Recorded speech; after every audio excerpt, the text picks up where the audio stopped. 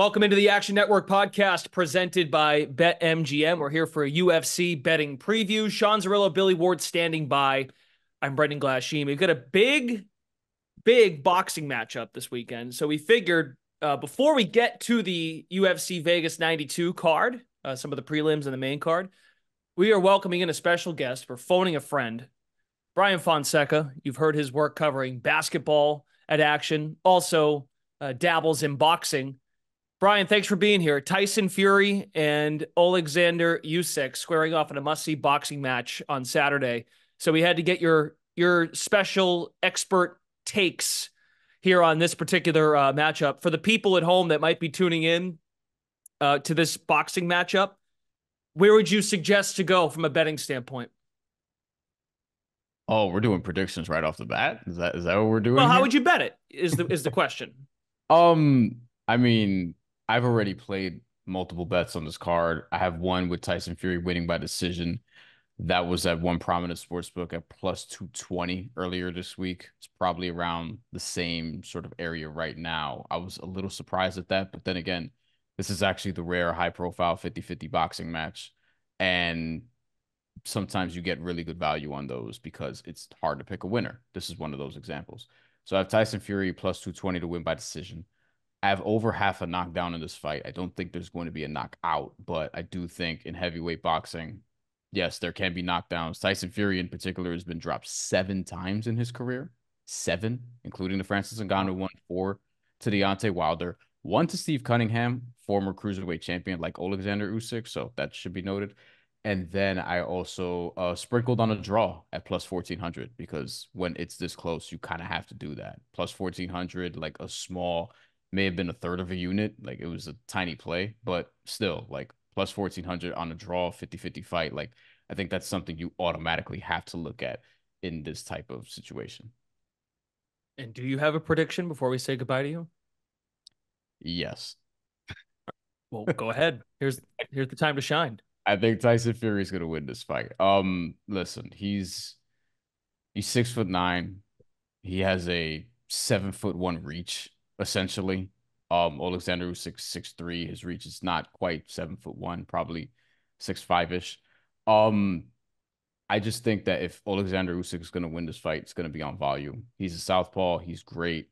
He's honestly one of the pound for pound best fighters in the sport. Consensus number 3 after Terrence Crawford and Naoya Inoue. But Tyson Fury looks like he cares, finally. He hasn't cared about a fight in a while. Didn't care leading up to Francis Ngannou. You could just visibly tell. Didn't care really against Derek Chisora. Why would he? Derek Chisora, he had like an MMA record. He was like 33-12 going into that fight. Very exciting fighter, but Tyson Fury is just like miles and miles above him. Derek Chisora was ranked number 14 by the WBC, and it didn't make sense that he got that fight to begin with. So yeah, I just think Tyson Fury, when he gives a shit, is the best heavyweight in the world. And he looks like he's going to, because if you can measure, and I was saying this before we got on, he's a guy with love handles, visibly a lot of love handles. Even though he's a heavyweight who's so big and weighs in 270 something, 260 something, depending on the fight, he moves like a welterweight. He has beautiful footwork, like beautiful, beautiful footwork, defensively sharp. But he had more love handles for the Francis Ngannou fight. Doesn't look like he has that many now.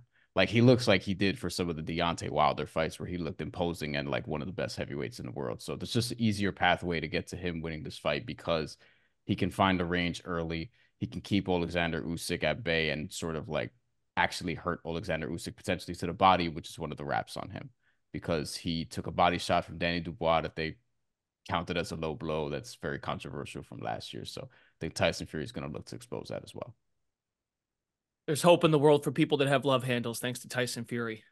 So, and there's hope in the world that Brian Fonseca stopped by our UFC betting preview to dive into this boxing match. Thank you, sir. You can find Brian Fonseca on the Action Network website, Action Network app, also on Twitter at Brian Fonseca MY. Brian, thanks for stopping by. Appreciate it. Absolutely. Anytime. We dive into the UFC card now with Sean Zerillo and Billy Ward. I'll leave you guys a second. Any reaction to that before we dive into the UFC main card? How could you not bet the draw on a big boxing match that's line 50-50? I mean, this is what we see in boxing constantly. I guess you just have to figure out the percentage chance that boxing wants these guys to fight to a trilogy and fight multiple times. But yeah, I'll probably be joining Brian and sprinkling a little bit on that draw at 14-1. Anything, Mr. Ward? Yeah, I was leaning towards Usyk a little bit just on the how much does Tyson Fury care, but Brian convinced me, so I think I'll probably take a little sprinkle on the decision prop, and then I do like the draw angle as well. Okay, very good. Let's dive into the main event for UFC Vegas 92. Murphy Barboza. Murphy the favorite, Barboza the short dog. Sean Zerillo, when you look at the fight, how do you evaluate the line? And then with that being in mind, how would you want to bet this fight?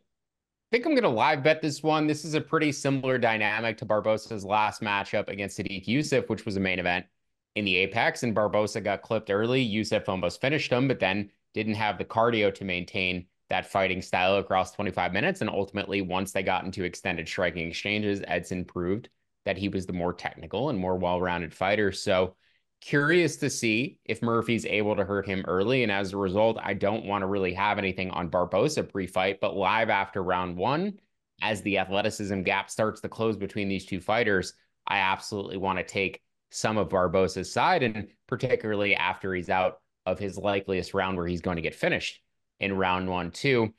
The one advantage that Murphy may have here is offensive wrestling. We've seen Barboza as he gets later in his bantamweight career just doesn't have the physicality that he once did. And Bryce Mitchell kept him on bottom for significant stretches. Those takedowns seemed to come pretty easy, and he wasn't able to explode back to his feet as much as we're typically accustomed to.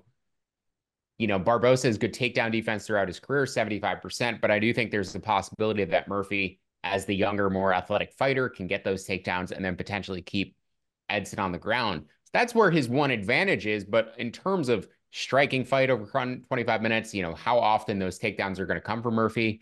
And then you add on top of that the fact that Murphy's never been in a 25-minute fight. He's never been past the 15-minute mark in his career. Barboza has done it 5 times, where this will be his 5th time, and he's coming off of a main event most recently. So the longer this fight plays out, the more of a chance I think Edson has. I think Murphy needs to finish him early or land takedowns early in order to cover his price tag. Otherwise, Edson's going to be very live here. So anticipating that you may get the same price or better on Edson live after round 1. And that's where I plan on entering, is Edson live anytime after round 1. Doesn't have to be directly after round 1.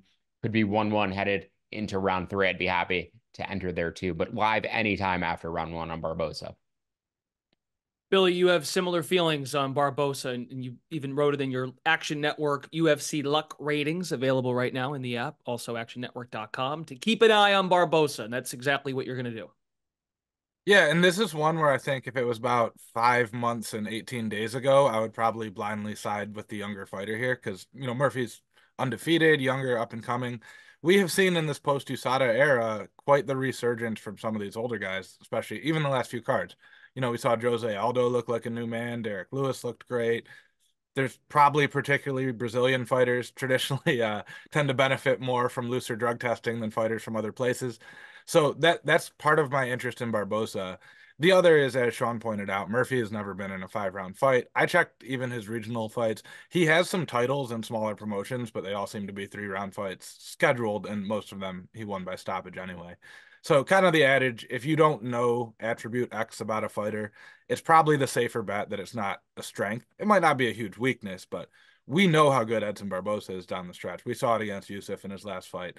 Looked tremendous there, in terms of the cardio and his ability to build throughout the fight. So if you are not watching this one live, and I wouldn't blame you because it's not a great card, there's boxing on, it's a beautiful day throughout most of the country. If you're doing anything better with your time, the late props on some books where you can bet, rounds 4, 5, or by decision, or same game parlays with Edson and over 1.5, over 2.5. I like that if you need a pre-fight. But if you're a sicko like Sean and I and are absolutely watching this one, then live is definitely the way to go. I respect the honesty. Jeez, you're trying to keep people here, Billy. I mean, you still got a whole card to go through. I'm trying to get people to bet it. That doesn't mean they have to watch it. You can just wake up Sunday morning and see how he did. There's no rule that you have to sweat this one live. Okay, fair enough. From the featherweight to the welterweight, we dive into Chaos Williams, taking on, in this one, Carlston Harris, taking a look at the latest line. Harris at +110, Williams -130. Sean Zerillo for the fight of the night. Similar, any live angles here, or is there a pre-fight side that is intriguing? No, I'm taking Williams pre-fight at about -130. He's my favorite bet on this card. We'll give out another bet later for best bets, but that is more of a final bet. Chaos Williams would be my best bet if I had to pick one on this card. He's 7 years younger. He's in his physical prime.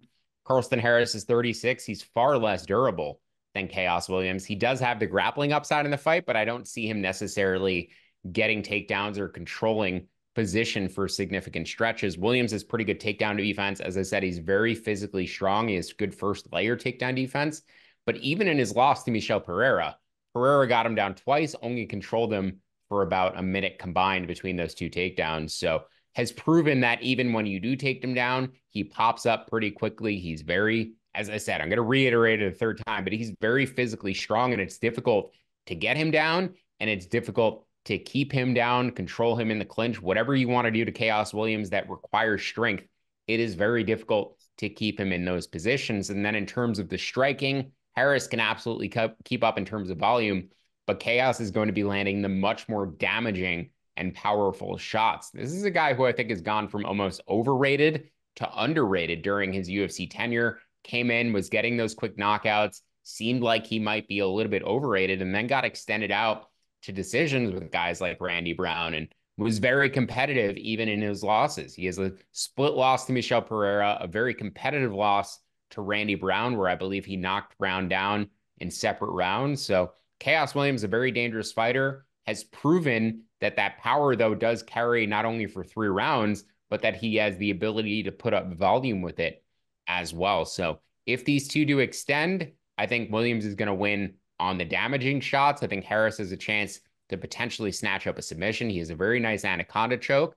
But other than that, I do think he's largely going to be losing this fight. I don't really think he's going to get the takedowns easily or be able to maintain position, even if they do come. So Chaos on damage. I'm actually going to predict him, though, by round 2 knockout in this fight. And we're just going to take his money line. I'll probably use his knockout prop, though, on round robin tickets. Billy, another way you want to play Williams, potentially. Yeah, I really like him in the decision only market at +130. Super durable, as Sean pointed out, never been finished as a pro. He's got split decision losses, like never been, soundly beaten in a fight. Part of that is the volume that Sean mentioned. He lands almost twice as many significant strikes per minute as Harris. Also the bigger shots, just faster hands, more aggressive on the feet. That's going to play well to the judges if they're needed. And the other part, while Harris has a grappling edge, if you look at his submissions, most of them are either anacondas, darces, or arm triangles. And arm triangles are kind of related because if you've got a guy and you turn him from anaconda, it kind of turns into that.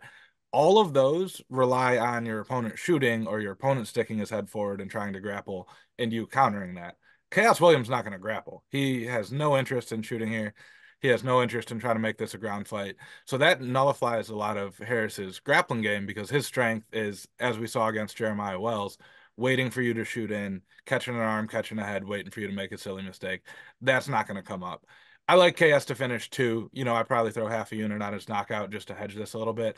I just like getting the plus money on the decision only because if this does go poorly for him, pretty much the only way I see Harris winning is a submission at some point. He's not going to win minutes. So it removes some of the risk and you get plus money. But if you want to make sure you have action on the fight, I do like his knockout prop as well. How about underdogs, Zerillo? You guys have discussed that it's not the most attractive card, but any price points that are attractive? There aren't too many big numbers as far as dogs on this card this week.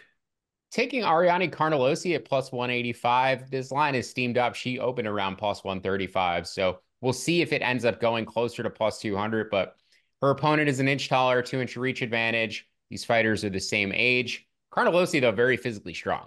She's incredible arms. I mean, most of us would kill to have the physical shape that her arms are in. Not even kidding. And when you factor in the USADA angle and the fact that she's Brazilian, like you can put 2 and 2 together here and see that Ariane Carnelossi, who's already physically strong, already has good cardio, may just ramp those skills up to an even further degree.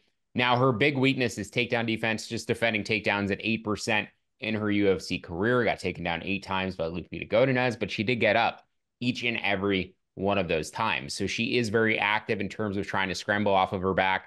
I believe this is a strawweight fight, so 115-pound woman, it is just more difficult to keep your opponent on the ground in these lower weight classes. But that said, I just expect a very close and competitive fight. I think they'll keep up on volume, and I think Cardellosi in the second and third rounds is going to eventually take over on momentum and on cardio. So I like her a little bit pre-fight at plus 185. I probably prefer her live after round one at a better number. Maybe you'll get something closer to plus 300 on Cardellosi live after round one, but want some pre-fight, we'll add live after round one. Billy Ward, underdog that you see value in this week? Yeah, another one of the women's fight. I like Tamiris Vidal. She was plus 300 earlier in the week, which I gave out in the luck ratings. Still at 270, still like that angle. There's two parts to this. One, this is a female fight.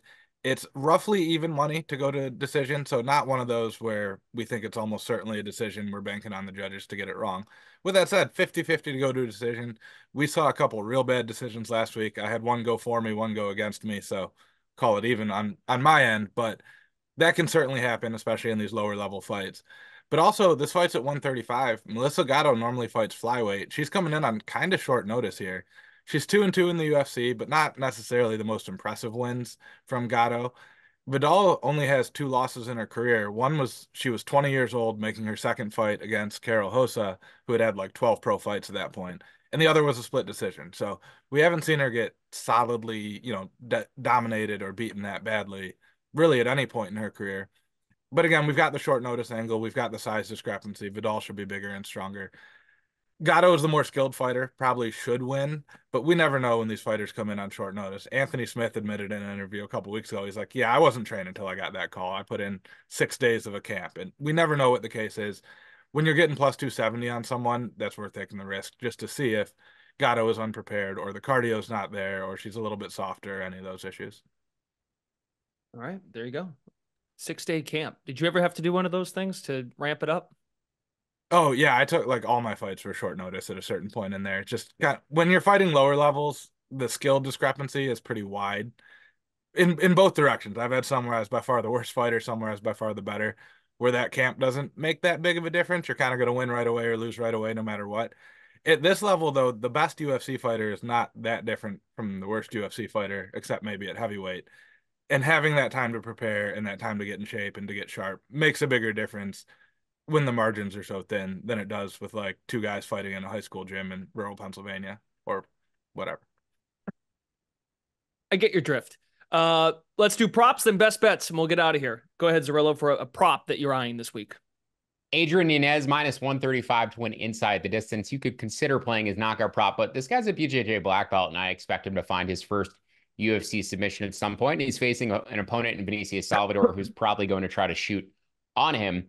Now, Salvador is moving up from flyweight here. These two are the same size on paper, but Salvador was knocked out regionally by guys who are BJJ practitioners. So I don't think he has a great chin. He's probably going to be smaller in terms of like physique than Yanez, not in terms of height or reach, but physique. Yanez an actual 135er, Salvador more of a 125er, and Yanez has great boxing for the 135-pound division, had back-to-back tough matchups against Rob Font and Jonathan Martinez, where he was finished by boxing and by leg kicks respectively, but typically he is the one doing the finishing. Typically when he hits his opponents, they do not react like they do when they get hit by other 135-pound fighters. Yanez seems to have very good technique, but also a little bit of sneaky power in his hands. And I just think the gap between his money line at minus 400 and his inside the distance prop at minus 110, minus 130, minus 110 knockout, inside the distance, minus 135. Just think there's too wide of a gap there. So projected this closer to minus 150. I'll take Adrian Yanez inside the distance at minus 135. Billy, prop you're eyeing this week? Yeah, I love Sean's. I was very tempted to play that. When a fighter's that much better, I'm surprised to see the inside the distance line so far away from their money line because the UFC is trying to do Yanez a solid here. They gave him 2 tough matchups. Now he gets a guy who's 0-2 in the UFC. Like, we know what's happening here. This isn't in the Apex too. Right. Like we all know kind of what the plan is here. I like it slight underdog money. Alatang Healy fighting Cledson Rodriguez. I don't love Alatang Healy's game, but this is kind of just a Cledson Rodriguez fade. He's 1-2 in the UFC. His only win was a knockout over Shannon Ross. Shannon Ross has been knocked out like 5 times, counting Contender Series in the UFC. Everybody knocks him out. I kind of don't count that one. I just don't think Cledson that's good. He struggled on the scales, had to go up a weight class, got finished in the first round by Farid Basharat, who all of his other wins in the UFC have been decision. Healy's got good power, good boxing, has seemed to be making some improvements. So slight plus money there. That was the other one I gave out in the luck ratings at a slightly better price, but it hasn't moved too much. It's 5-10 cent difference, so I'd still play that. And for a best bet for UFC Vegas 92, is this a best bet or a final bet, Sean Zerillo? It's a final bet. Warley Alves and Abus Magomedov under 1.5 rounds at -135. As I said, KS Williams probably my actual best bet, but this is my favorite total on the card and probably my second favorite bet overall on the card. Warley moving up or has moved up from 170 to 185, and he's just too small to be fighting at middleweight. Abus is 3 inches taller. He has a 6-inch reach advantage. Warley didn't have good cardio at 170. It doesn't look like it has improved much at 185 either. We haven't really seen him extended, but this is going to be a car crash in the small cage. Both of these guys tend to win their fights in under 1.5 rounds. They're in the smaller cage at the apex. They're going to be on top of each other, and they have nowhere to go but forward. So I expect somebody to get finished within the first 7.5 minutes of this fight. Otherwise, it's going to become an absolute slop fest considering neither of them have good gas tanks. So this could be a wild fight if it goes over the 1.5 rounds, but I'm expecting it to end under 1.5. I should mention too, there was another prop that I had on my card, and Billy also likes this fighter as well, so I'm sure he has thoughts. Ramiz Brahimaj, I have to win in rounds 1 or round 2 at +200. I don't mind his money line pre-fight either. I think he's the pre-fight side because this guy's won all of his fights within the first 8 minutes, all 10 wins by submission. So Brahimaj to get it done in the first 7.5 minutes in the first 2 rounds, I like it +200. And then I think you can live bet Themba Gorimbo after round 1. And Billy has a slightly different approach he's playing, but at a similar price point. Yeah, I just realized I gave out my final bet as my prop, and now I'm going to loop back to my prop here, which is Brahimaj by submission at +190. Very similar thoughts to Sean. It correlates very heavily with those early rounds. We don't see as many late submission. Guys get so sweaty, their arms get tired, it's hard to squeeze chokes. We're pretty much saying the same thing in that, just slightly different ways played or different price. Just a far better grappler than Themba Gorimbo, who's fun story, been impressive with his striking. Not really much. He's done some offensive wrestling, but also got taken down by Takashi Sato, submitted by AJ Fletcher. Has some definite weaknesses there. His weakness is what Brahimaj almost exclusively does. So it's a pretty clear one for me. And, if you want to get greedy, round 1 submission, round 2 submission, split it that way, or same game parlays under 1.5 with submission. You can get a little bit better price on that, but it's not a demonstrative enough difference that I would go away from either of the ways we're playing it at around 2-1. And then an easy live hedge on Gorimbo after round 1, probably. Well, right, because if we're thinking you can't get the submission late, the only way he can win is by submission. I would probably give him the start of that second round, see how they come out before I play it. It's always tough, like depending on how you're watching, whether you're watching on ESPN or ESPN Plus or Fight Pass, you kind of never know exactly where you're at in terms of the delay. So some of those mid-round live bets are a little bit tricky. So I definitely get coming in after round 1, but this is one where you could definitely see a takedown right out of the gate round 2. Still kind of fresh, still have the energy for it. That scares me a little bit, not waiting that extra minute or two. I think this entire card is on ESPN Plus. Prelims start at 4 Eastern, and then 7 o'clock main card begins. All ESPN Plus. You're catching up with the stream, Billy. This Should week. be on Also the Fight Ocho. Pass, though, I believe. I think if you have Fight Pass, you can also watch. Is that faster than Plus? Fight Pass also shows you the corners in between rounds. Yeah, it doesn't go to commercial breaks. So Fight Pass, if you're live betting, Fight Pass is definitely the preferred method to watch this. I'm not sure that it's necessarily faster or there's less delay. I've never done them side by side to see, but the not cutting to commercial helps because it gives you a little bit more information, a little bit of time to see what's going on. See the fighters on their stool, yeah. See how they're looking physically between rounds. Right. Great. Well, that's actually, I didn't even know that. That's good insight. Very good. Well, I'm just an ESP. It's too many. That's a whole podcast in of itself. Too many streaming services, as we just found out with the NFL schedule that just came out the other day.